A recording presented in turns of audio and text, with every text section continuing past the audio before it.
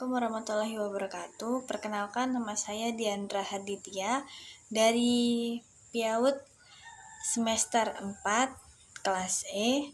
Di sini saya akan mengulas kembali materi yang sudah dijelaskan oleh Bapak Wan Ahmad Rizky mengenai mata kuliah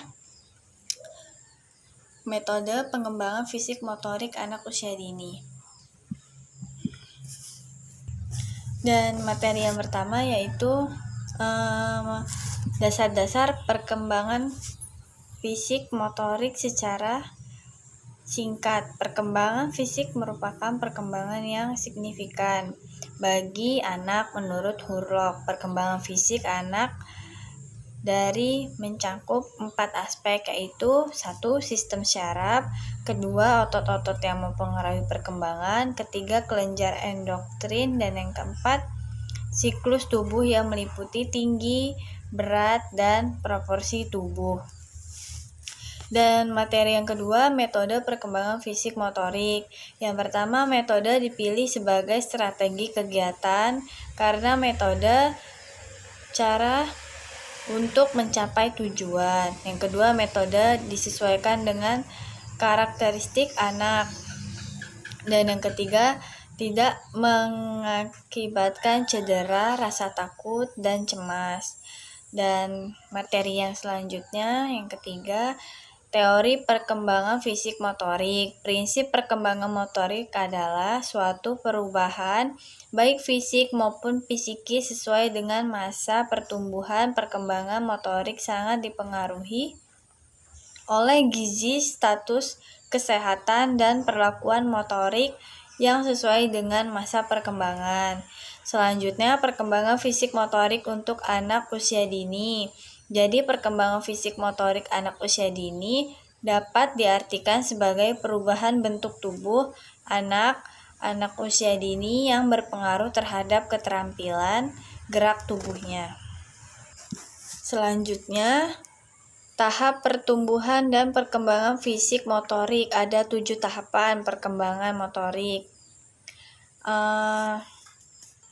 Dari 0 sampai 3 bulan belajar mengangkat kepala. 4 sampai 6 bulan mulai bisa memiringkan badannya. 7 sampai 9 bulan terlihat telah kuat meraih mainan. 10 sampai 12 bulan mengangkat badannya untuk berdiri. 1 sampai 2 tahun sudah sampai berjalan dengan baik. 2 sampai 3 tahun mampu memakai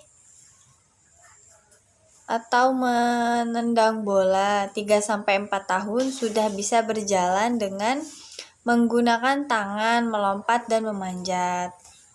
Lalu materi selanjutnya, ruang lingkup perkembangan fisik motorik. Dibagi menjadi 2, ruang lingkup perkembangan motorik kasar, gerak lokomotor, gerak non-lokomotor, dan gerak manipulatif. Yang kedua, motorik halus adalah gerakan melibatkan otot-otot kecil atau otot jari, tangan, otot muka, dan lain-lain. Selanjutnya, bentuk dan jenis permainan anak untuk perkembangan fisik motorik. Ada beberapa contoh untuk bentuk dan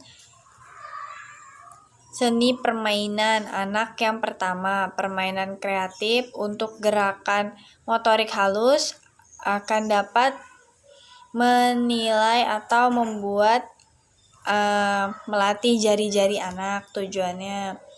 Lalu permainan kreatif untuk gerakan lokomotor. Selanjutnya, perkembangan fisik motorik melalui permainan kreatif.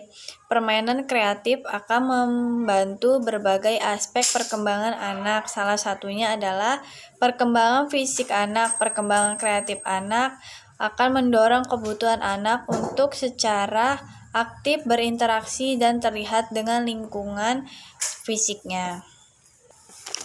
Dan selanjutnya, indikator perkembangan fisik motorik anak usia dini. Penelitian mengatakan perkembangan fisik motorik anak usia dini merupakan proses perkembangan yang terjadi secara signifikan. Lalu selanjutnya program pembentukan kesegaran jasmani. Dengan latihan kekuatan itu bisa membentuk kesegaran jasmani anak. Kemampuan otot untuk melakukan konsentrasi guna membuat ketegangan terhadap tekanan. Terus yang kedua, latihan kelincahan adalah kemampuan untuk menggunakan arah dan posisi tubuh dengan cepat dan tepat.